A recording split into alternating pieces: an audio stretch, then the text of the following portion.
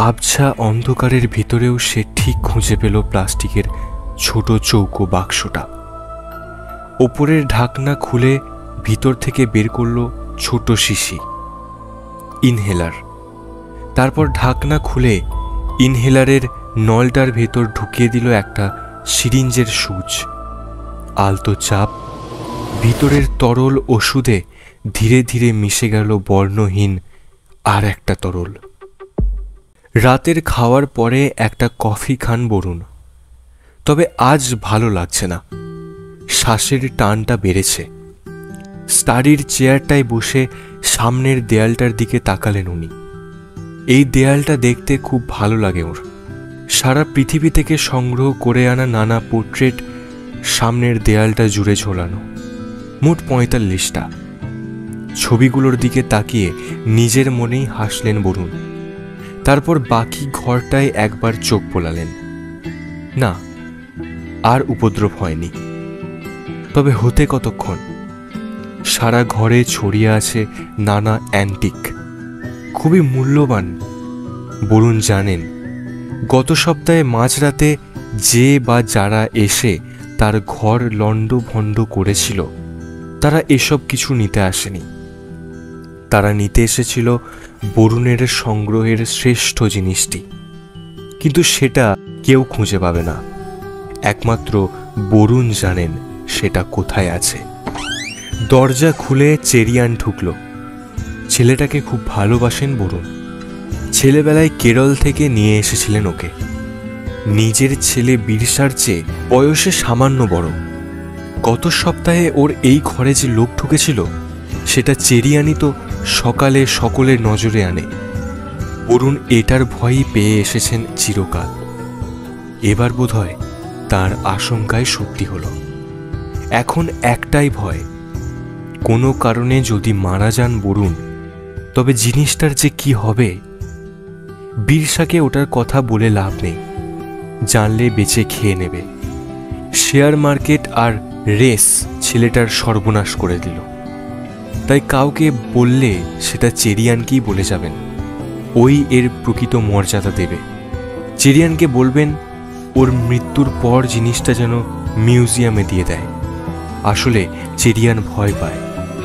বলে, এমন কি জিনিস যার জন্য চোর এসেছিল? অরুণ উত্তর দেননি। তবে ওকেই বলবেন সময় হলে। ভাবি, তুমি এখনো স্টাডিতে? বললে শরীর খারাপ, ইনহেলারটা তো নিলে না। নিয়ে নাও, ঠান্ডা পড়েছে, কষ্ট বাড়বে যে। বরুণ হেসে ইনহেলারটা হাতে নিলেন। বললেন, কিছু হবে না আমার। সে আমায় ভাবতে দাও।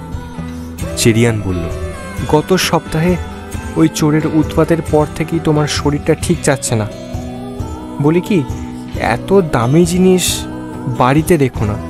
বরুণ বললেন, সারা পৃথিবীতে ঘুরে এসব সংগ্রহ করেছি, মায়া জানিস কত। কিন্তু চোর তো কিছু নেয়নি। বরুণ হাসলেন। খুঁজে পেলে তো নেবে। কি খুঁজতে এসেছিল? বরুণ হাসলেন। বললেন, আর রাত করিস না, শুয়ে পড়। কুমার খেয়েছে? চেরিয়ান হাসল।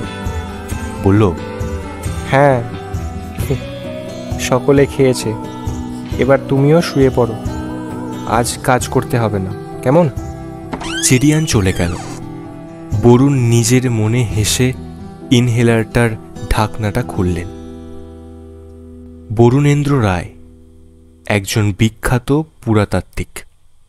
বহু বছর পৃথিবীর বিভিন্ন ইউনিভার্সিটিতে গেস্ট লেকচারার হয়ে পড়িয়েছেন। তবে শেষ 5 বছর খুব একটা বেরোতেন না বাড়ি থেকে। পড়াবার সূত্রেই সারা পৃথিবীতে ঘুরেছেন মানুষটি, আর নানা জায়গা থেকে সংগ্রহ করে এনেছেন অজস্র আর্টিফ্যাক্ট। তবে ইতালির ফ্লোরেন্সে একবার খুব বিপদে পড়েছিলেন বরুণ। ইতালিয়ান মবের কুনজরে পড়ে প্রায় মারাই পড়তে বসেছিলেন। শেষে অনেক কষ্টে ফাদার ফ্রান্সিস বলে একজন পাদ্রির সাহায্যে তিনি ইতালি ছেড়ে অস্ট্রিয়া হয়ে দেশে ফেরেন। কিন্তু কেন ইতালিয়ান মব তাকে মারতে চেয়েছিল সেটা সবিস্তরে লেখা নেই তার ডায়েরিতে। শুধু লেখা আছে, পৃথিবীর ইতিহাসে পুরুষ সিংহ বলতে তো একজনই, সেটা 1476 থেকে 78। তার উদ্ধার করা জিনিস আমার কাছে, তা সবাই দেখবে, কিন্তু আসলে কেউ তা দেখতে পাবে না। সত্যি দেখবে শুধু একজন। হোমার দীর্ঘশ্বাস ফেলে বাইরের দিকে তাকালো। দূরে পাহাড়ের মাথা দেখা যাচ্ছে। বাইরের বড় বাগানটায় সূর্যের যাই অবস্থা। 7 দিন হলো এখানে এসেছেও, কিন্তু এর বেশি কিছু এখনো পায়নি। কলকাতায় পোয়ারো বলে একটা ডিটেকটিভ এজেন্সিতে চাকরি করে হোমার। কেমিস্ট্রিতে অনার্স করে বাড়িতে বসেছিল ও। বাবার বন্ধু প্রতাপ কাকু পুলিশের বড় পোস্টে আছেন, তিনি এই এজেন্সিতে ঢুকিয়ে দিয়েছেন ওকে। এটা ওর প্রথম অ্যাসাইনমেন্ট। বরুণবাবু প্রতাপ কাকুকে বলেইছিলেন ওর সমস্যার কথা। বলেছিলেন, সম্প্রতি বাড়িতে একটা চুরির অ্যাটেম্প্ট হয়ে গিয়েছে, হেল্প চাই, কিন্তু পুলিশ এলে জানাজানি হয়ে যাবে। তখন প্রতাপ কাকুই পোয়ারোতে বলে হোমারকে পাঠিয়েছেন এখানে। পোয়ারোর বস হামিদ আহমেদ আগে পুলিশ ছিলেন, এখন রিটায়ার্ড। খুব ভালো মানুষ। হোমার একটু দ্বিধা করছিল, কিন্তু হামিদ ভরসা দিয়েছেন। বলেছেন, তেমন কিছু করতে হবে না, শুধু চোখ কান খোলা রেখেই কাজ। এ বাড়িতে এসে 2 দিনেই হোমার বুঝেছে যে চেরিয়ান আর বরুণবাবু, সেক্রেটারি অজয় দাস ছাড়া বাড়ির কাজের লোকজন বা ছেলে বিরসা কেউই খুব একটা বরুণবাবুর কাছে ঘেঁষে না। বুঝেছে মানুষ হিসাবেও বরুণবাবু মিশুকে নন একদম। এই কদিনে হোমার শুধু ঘুরেছে এখানে ওখানে, চেরিয়ানের সাথে গল্প করেছে, ওর বাগান করা দেখেছে। আসলে কি করতে যে এখানে এসেছে সেটা ঠিক বোঝেনি, কিন্তু আজ পরিস্থিতি অন্যরকম। ডায়েরির দিকে আবার তাকালো হোমার। সকালে স্টাডি থেকে নিয়ে এসেছে এটা। পুলিশ এটাকে আঙুল দেয়নি।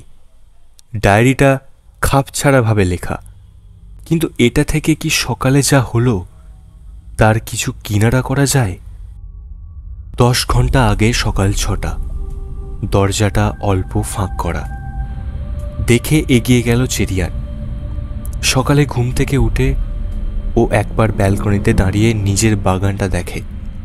সেদিকেই যাচ্ছিল, কিন্তু করিডোরের অন্যদিকে স্টাডির দরজাটা আলতো খোলা রেখে এগিয়ে গেল চেরিয়ান।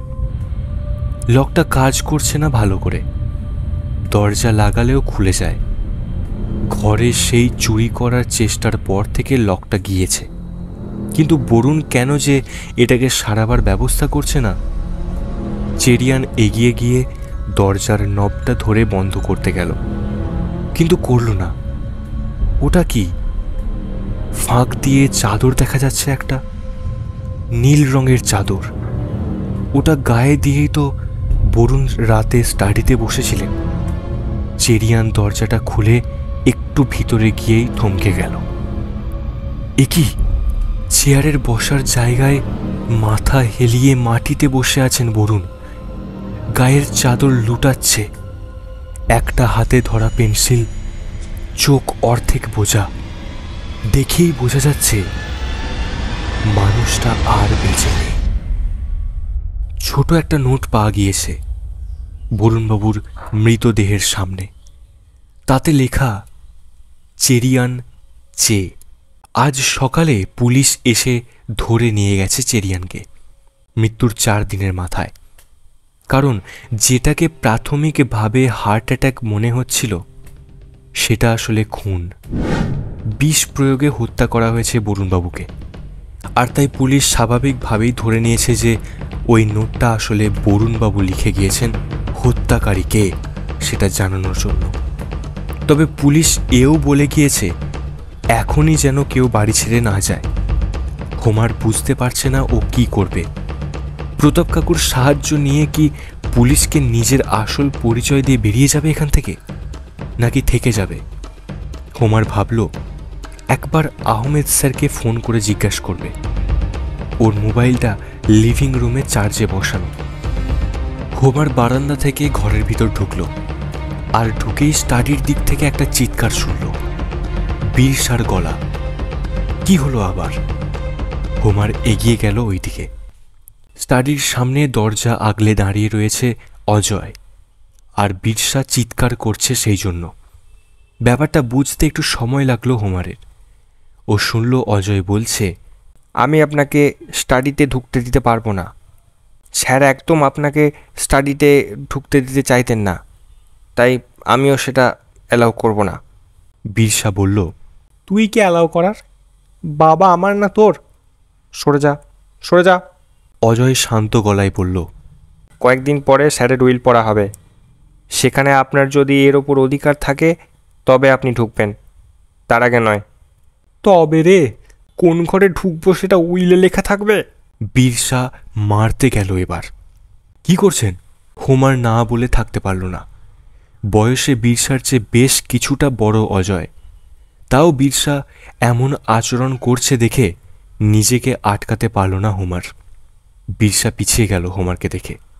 তারপর অজয়কে বলল, তোর কি করি দেখবি। অজয় মানুষটা ভালো, বিশ্বাসী। বরুণবাবু খুব ভরসা করতেন, ভালোবাসতেন। হোমারের ভালো লাগে মানুষটাকে। ডায়াবেটিসের রুগী অজয়, ইনসুলিন ইঞ্জেকশন নিতে হয় রোজ। তবে কাজে কোনো রকম ফাঁকি বা গাফিলতি ছিল না, বরং খুব খুঁতখুঁতে মানুষ অজয়। সব একদম গুছিয়ে লিখে কাজ করে। বীরসা চলে যেতে অজয় হাসল হোমারের দিকে তাকিয়ে, কৃতজ্ঞতার হাসি। হোমার এগিয়ে গিয়ে জিজ্ঞাসা করল, চেরিয়ানের সম্বন্ধে আপনি কিছু জানেন? আমি তো ভাবতেই পারছি না চেরিয়ান এমন করেছে। অজয় ঢোক গিলল একটু, তারপর এদিক ওদিক তাকিয়ে নিচু গলায় বলল, স্যারের মৃত্যুর 3 দিন আগে রাতে খাওয়ার ঘরে বীরসার সঙ্গে খুব ঝগড়া হয় স্যারের, ওই টাকার উইল নিয়ে।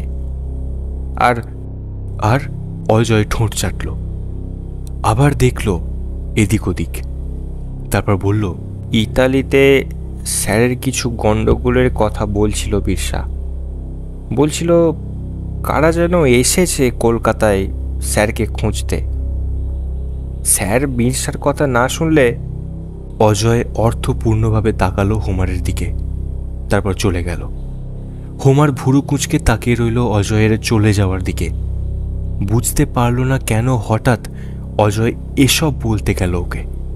ও পেছন ফিরে লিভিং রুমের দিকে এগোতে গিয়েও থমকে দাঁড়ালো। দেখল পাশের বারান্দা থেকে অজয়ের চলে যাওয়ার দিকে ঠান্ডা চোখে তাকিয়ে আসে বীরসা। হোমার বুঝল দৃষ্টিটা মোটেও বন্ধুত্বপূর্ণ নয়। রাইসিন, বিষ। অজয়ের অবাক লেগেছে খুব। এতেই মারা গিয়েছেন বরুণ স্যার? পুলিশ এসেছিল বিকালবেলায়, এসে এটুকুই বলে গিয়েছে, স্যারের দাহ পর্ব মিটে গেছে। বীরসাই সব করেছে। চেরিয়ানের অনুরোধে লকআপ থেকে ওকেও নিয়ে আসা হয়েছিল শ্মশানে। খুব খারাপ লাগছে অজয়ের। রাইসিন, এর নাম তো জন্মে শোনেনিও। কে মারল ওকে? চেরিয়ান? এটা হতে পারে? ইনহেলারের মধ্যে নাকি বিষ মেশানো ছিল, আর তাতে চেরিয়ানের হাতের ছাপ পাওয়া গিয়েছে। আরে সেটাই তো স্বাভাবিক। চেরিয়ানই তো বরুণ স্যারকে সব এগিয়ে দিত। বীরসা তো নামেই ছেলে, আসলে ছেলের সব কাজ করত চেরিয়ান। কিন্তু এই নোটটা? অজয় মাথা নাড়ল নিজের মনে। রাতের খাওয়া শেষ হয়ে গিয়েছে, তার আগে ইনসুলিন নিতে হয়েছে অজয়কে। ও কবে কোন ওষুধ নেবে সব প্যাকেটের গায়ে লিখে রেখে গুছিয়ে রাখে। এ রোগটা বড্ড বাজে। ঘড়ি দেখল অজয়। বীরসা ইতিমধ্যে বলে দিয়েছে যে অজয়কে আর কাজ করতে হবে না। 3 দিন পরে বরুণ স্যারের উইল পড়া হবে, তারপর ও চলে যাবে। আবার নতুন করে কাজ খুঁজতে হবে। পুলিশকে বীরসা জিজ্ঞাসা করেছিল স্টাডিটা ও দেখতে পারে কিনা। পুলিশ সম্মতি দিয়েছে। তখন থেকে এখনো পর্যন্ত গোটা লাইব্রেরিটা তন্ন তন্ন করে খুঁজেছে বীরসা। কি খুঁজেছে সেটা অবশ্য ওর নিজেরই ধারণা নেই। অজয় জানে স্যারের কাছে বহুমূল্য কিছু জিনিস আছে, কিন্তু সেটা কি ও জানে না, এমনকি জানার আগ্রহ নেই। বীরসা বেরোবার পর হোমার ঢুকেছে স্টাডিতে। বইপত্র নেড়েচেড়ে দেখছে ছেলেটা। ঠান্ডাটা ভালোই পড়েছে। বিছানায় উঠে কম্বলটা টেনে নিল অজয়। হাত বাড়িয়ে বেডসাইড ল্যাম্প বন্ধ করতে গিয়ে দেখল একটু দূরের টেবিলে পড়ে রয়েছে ইনসুলিনের ফাঁকা ভায়ালটা। ভাবল আবার উঠে ওটাকে ওয়েস্টবিনে ফেলবে। ধুর, তার চেয়ে কাল সকালেই ফেলে দেবে না হয়। ল্যাম্পটা নিভিয়ে শুয়ে পড়ল অজয়। এক দেওয়াল ছবির সামনে দাঁড়ালো হোমার। এমন অদ্ভুত ছবির দেওয়াল কোনোদিনও দেখেনিও। ওই দেওয়ালের সোজাসুজি বরুণবাবুর ডেস্ক রাখা, বাঁদিকে রং বেরঙের কাঁচ লাগানো জানালা, পেছনের দিকে বড় ছোট বইয়ের আলমারি। কি আছে এই ঘরে? হোমারের মনে পড়ে গেল ডায়েরিতে পড়া লাইনগুলো। কেন ইতালিয়ান মব তাকে মারতে চেয়েছিল সেটা সবিস্তারে লেখা নেই তার ডায়েরিতে। শুধু লেখা আছে, পৃথিবীর ইতিহাসে পুরুষ সিংহ বলতে তো একজনই, 1476 থেকে 78। তার উদ্ধার করা জিনিস আমার কাছে। তা সকলে দেখবে, কিন্তু আসলে কেউ তা দেখতে পাবে না। সত্যি দেখবে শুধু একজন। কি মানে এর? ঘরের এদিক ওদিক তাকালো হোমার। বীরসা এসে সবটা ঘেঁটে গিয়েছে। হাসি পেল ওর। আসলে বীরসা কি জানে ও কি খুঁজছে? আচ্ছা, কেন এতদিন পর চোর এলো স্টাডিতে? কেন বীরসা এমন করে কিছু খুঁজছে? তবে কি অতীত তাড়া করছে এখনো?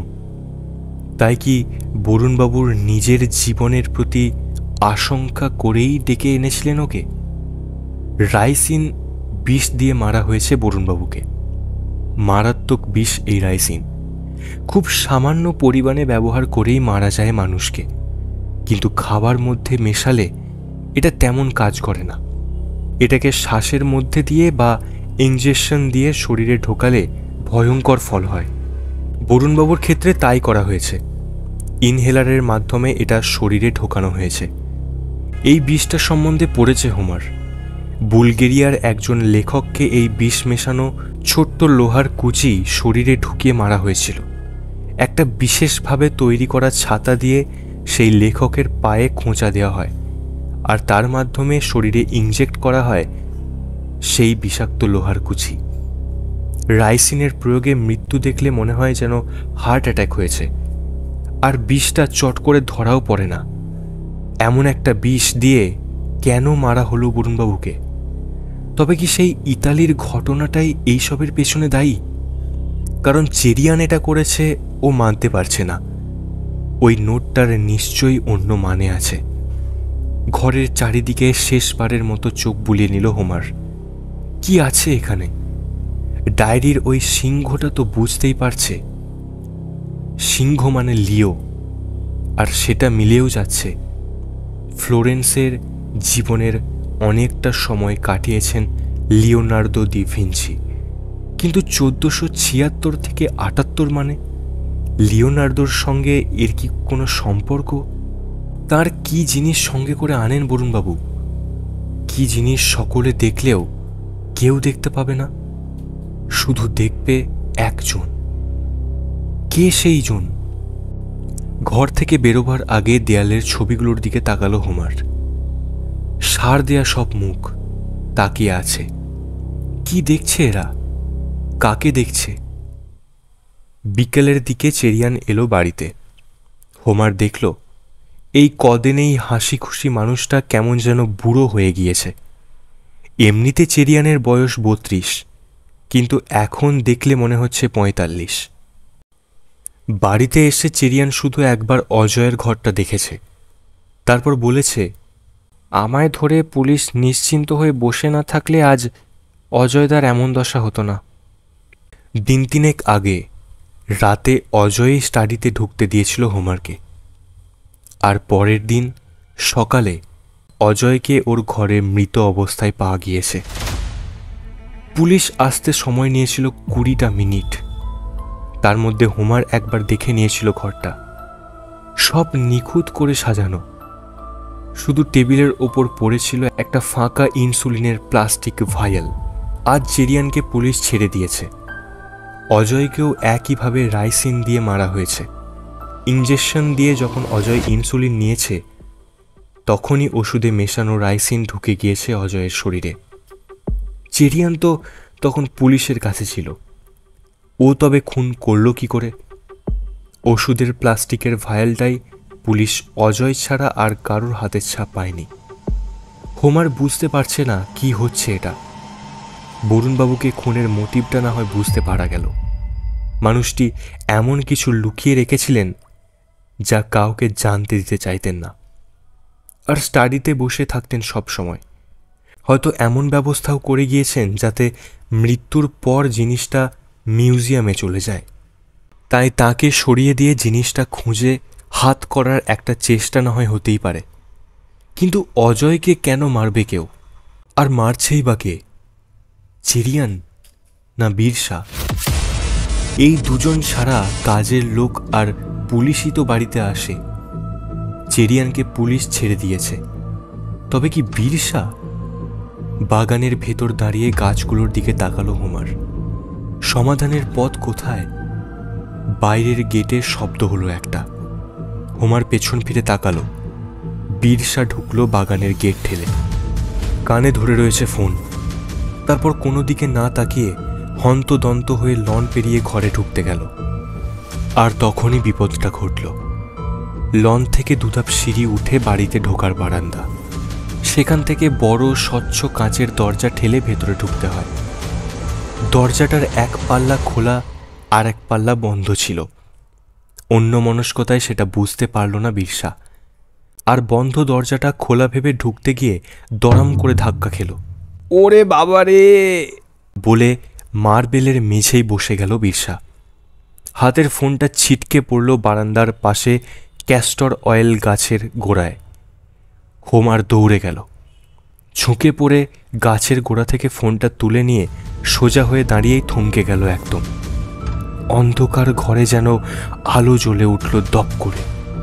চোখ বড় করে ও একবার তাকালো গাছটার দিকে, তারপর দেখল কাঁচের দরজাটাকে। আর সময় নষ্ট না করে কোনো মতে বীরসার হাতে ফোনটা গুঁজে দিয়ে হোমার দৌড়ে গেল ঘরে। আহমেদ স্যারের সঙ্গে কথা বলে ফোনটা রাখল হোমার।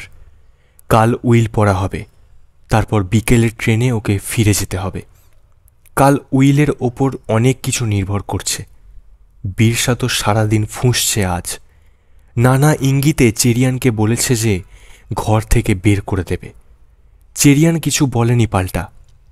কি বলবে? বীরসার সঙ্গে মুখ না লাগানোই ভালো। পুলিশের থেকে আসার পরে খুব চুপচাপ হয়ে গিয়েছে চেরিয়ান। হোমারের সঙ্গেও কথা বলে না। আজ বীরসা যখন চিৎকার করছিল, হোমার নিজেই গিয়ে দাঁড়িয়েছিল চেরিয়ানের কাছে। বলেছিল, বীরসাদের কথায় কান দিও না। চেরিয়ান কিছু না বলে দীর্ঘশ্বাস ফেলেছিল শুধু। হোমার আবার বলেছিল, আর তো বাগানও করো না, একটু যেও, দেখো ভালো লাগবে।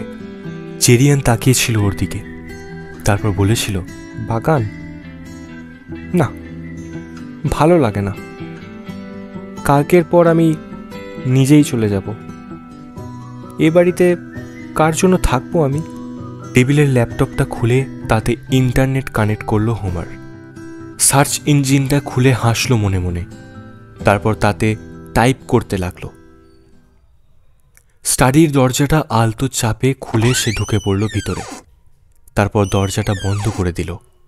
একটা ছোট্ট টর্চ জ্বালিয়ে আলো ফেলল ছবি ঝোলানো দেওয়ালে। সার দেয়া মুখগুলো যেন তাকিয়ে রয়েছে তার দিকে। আলোর লাঠি ছবি খুঁজতে খুঁজতে স্থির হয়ে দাঁড়ালো সেই মুখের ওপর।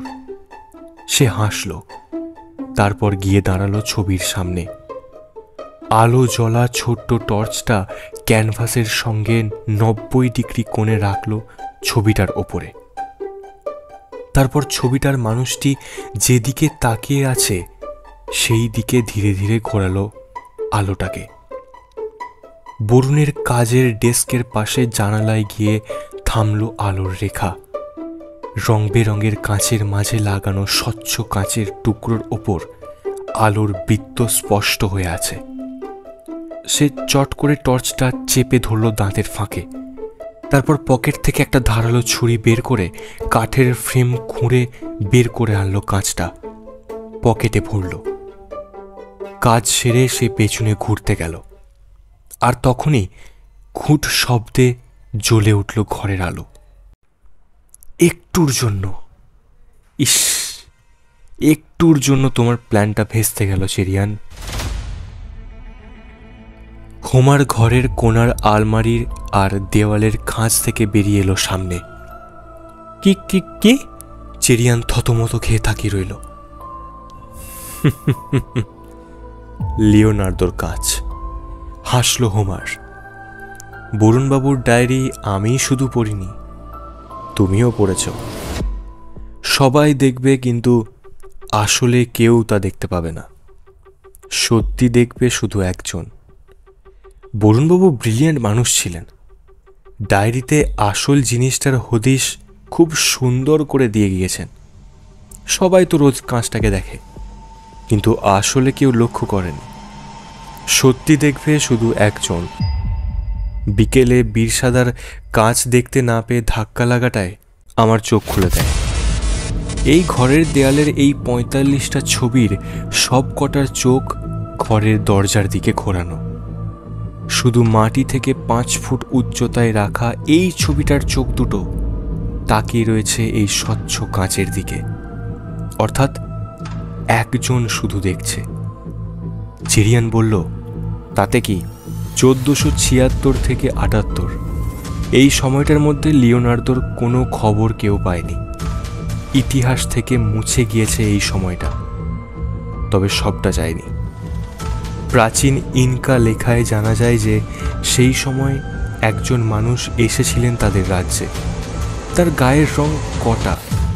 তিনি দারুণ ছবি আঁকেন, অস্ত্র তৈরি করতে পারেন, আর তিনি সমান দক্ষতায় দুহাতে লিখে যেতে পারেন, তরোয়াল চালাতে পারেন। মনে রাখতে হবে, ক্রিস্টোফার কলম্বাস এর বেশ কিছু বছর পরে বাহমাসে পা রাখেন। চেরিয়ান চোয়াল শক্ত করে বলল, এতে কি প্রমাণ হয়? এসব লেকচার কেন? কারণ তোমায় আমি ধরে ফেলেছিলাম। ইনকাদের বর্ণনা করা সেই মানুষটি লিওনার্দো, আর কাঁচটা ইনকা ক্রিস্টাল, যা লিও নিয়ে এসেছিলেন নিজের সঙ্গে ফ্লোরেন্সে। বহুদিন এটার কথা কেউ জানত না। পরে বলা হয় এটা একটা মিথ, কিন্তু বরুণবাবু খুঁজে পেয়েছিলেন এটা। এখন বাজারে এর দাম লক্ষ লক্ষ ডলার। তাই লুকিয়ে রেখেছিলেন এমনভাবে যাতে তোমার মতো শয়তানের হাতে এটা না পড়ে।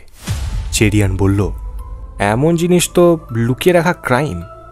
আমি চাই সবাই দেখুক। চাই? বাজে কথা। হোমার গলা কঠিন করল।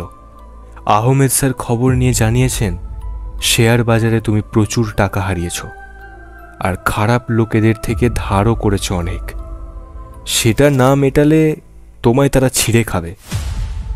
আমি ভাবতে পারিনি সেই জন্য তুমি খুন করবে বরুণবাবুকে। খুন?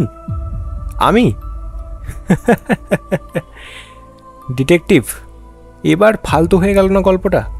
পুলিশ কিন্তু আমায় ধরে নিয়ে গিয়েও ছেড়ে দিয়েছে। তুই কি তাদের ভুল বলছিস আর ওই নোটটার কথা ভাবছিস? রিজনাস কমিউনেন্স। হোমার তাকালো চেরিয়ানের দিকে। মানে ক্যাস্টর অয়েল গাছ। তুমি বাগান করার নামে যে এই গাছটার যত্ন করো তা কি আমি জানি না? এর বীজ ক্যাস্টর বিন ঘষে ক্যাস্টর অয়েল তৈরি হয়, আর বাতিল করা পাত থেকে পাওয়া যায় রাইসিন, যা দিয়ে তুমি খুন করেছ বরুণবাবুকে, আর যা মিশিয়ে রেখেছিলে অজয়দার ওষুধেও। আর ওই নোটটার মানেও আন্দাজ করেছি। চেরিয়ান চেয়ে নয়, সম্ভবত চোখ লিখতে গিয়েছিলেন উনি। মারা যাচ্ছেন বুঝে কি জিনিস কোথায় লুকানো সেটা জানাতে গিয়েছিলেন তোমায়, কিন্তু শেষ করতে পারেননি। তার আগেই তোমার বিষে। মিথ্যে কথা। চেরিয়ান গড়গড় করে উঠল। আর অজয়কে মেরে আমার কি লাভ? হোমার বলল, অজয়দা ওষুধের গায়ে তারিখ লিখে সাজিয়ে রাখত। কবে কোনটা ব্যবহার করবে সেই ভেবে। পুলিশ তোমায় অ্যারেস্ট করার আগে তুমি এমন তারিখে ওষুধে বিষ মিশিয়ে দিয়েছিলে যাতে তোমার অবর্তমানেও মারা যায়, আর পুলিশের তোমার উপর থেকে সন্দেহ চলে যায়। বরুণবাবুকে মেরে তুমি কাজ সারাতে চেয়েছিলে, আর অজয়কে মেরে চেয়েছিলে নিজেকে নির্দোষ প্রমাণ করতে। তোমার ঘর থেকে ক্যাস্টর বিনের পাল্প আমি পেয়েছি চেরিয়ান, বলেই হোমার হাত পাতল ওর সামনে। চেরিয়ান যেন এই সুযোগেই ছিল। ও লাফিয়ে পড়ল হোমারের ওপর। হোমার সরতে পারল না। চেরিয়ান শক্ত করে পেঁচিয়ে ধরল হোমারের গলা, বলল, শয়তান, খুব বার বেড়েছিস না? আমার ঘরে ঢুকে এসব করেছিস? আজ তোকে। চেরিয়ান পকেট থেকে একটা ইঞ্জেকশনের সিরিঞ্জ বের করলো এবার। কৌতূহলী বিড়াল কি হয় জানিস? হোমার দাঁত চেপে বলল, না, তবে মানুষ বিড়াল নয়। বলেই আচমকা মোচড় দিল চেরিয়ানের হাতটা। তারপর কাঁধের ওপর থেকে আছাড় মেরে ফেলল সামনের মাটিতে। চিৎকার করে বলল, অফিসার আসুন এবার। চেরিয়ান অবাক হয়ে দেখল পুলিশের 4 জনের সঙ্গে বিরসা দরজা ঠেলে ঢুকে এলো। থ্যাঙ্কস হোমার, ইন্সপেক্টর বললেন। প্রতাপ স্যারকে বলে দিও আমরা ঠিক সময়ে এসে পড়েছি। হোমার বলল, ওর হাতের থেকে সিরিঞ্জটা নিন, এটাই প্রমাণ। আসলে আমার হাতে ওর বিরুদ্ধে তেমন কিছু ছিল না, গোটাটাই গেস করেছিলাম, তাই ওকে এমনভাবে হাতে নাতে ধরা ছাড়া উপায় ছিল না কিছুতেই। পুলিশের 2 জন চেরিয়ানকে ধরে হ্যান্ডকাপ পরিয়ে দিল। চেরিয়ান মাথা নিচু করে আছে। বিরসা বলল, কাল তো উইল পড়া হবে। বাবা তো ওকেই নিশ্চয়ই বেশ কিছু টাকা দিয়ে যাবেন। তাহলে এসব কেন? হোমার চেরিয়ানের পকেট থেকে বের করলো ক্রিস্টালটা। তারপর বলল, এর দাম জানেন? ওই সময়ে এমন ক্রিস্টাল এলো কি করে ইনকাদের কাছে? কেউ বলে ভিন গ্রহের প্রাণীরা এসেছিল পৃথিবীতে, তারা নানা রকম জিনিস ছড়িয়ে রেখে গিয়েছে। এমন ক্রিস্টালও নাকি সেই জিনিসের মধ্যেই পড়ে। সেসব গল্প হলেও এর মূল্য কমে না। ইন্টারনেটে এর কথা জেনে আমি আহমেদ স্যারকে বলেছিলাম, উনি আমায় এর সম্বন্ধে বিস্তারিত জানান। এত দাম কেন এর? হাসল হোমার। তারপর পকেট থেকে একটা ছোট্ট টর্চের মতো জিনিস বের করে বলল, এটা ব্ল্যাক লাইট, দেখো। আলোটা জ্বালিয়ে ক্রিস্টালের কাছে ধরল হোমার, আর সবাই অবাক হয়ে দেখল কাঁচের গায়ে ফুটে উঠেছে সূর্যের চিহ্ন, ইনকাদের আরাধ্য দেবতার ছবি। বিরসা এগিয়ে এসে বলল, থ্যাঙ্কস হোমার, দারুণ কাজ করেছো তুমি। এটা এবার দাও। হোমার সরিয়ে নিল হাতটা, তারপর হেসে বলল, না, এটা জাতীয় সম্পত্তি। নিন ইন্সপেক্টর, সরকারের ঘরেই এটা জমা থাকুক। তারপর চেরিয়ানের দিকে তাকিয়ে বলল, কৌতূহলী বিড়ালের কি হয় জানার চেয়ে লোভী তাঁতির কি হতে পারে, এবার সেটা জেলে বসে ভেবো, কেমন?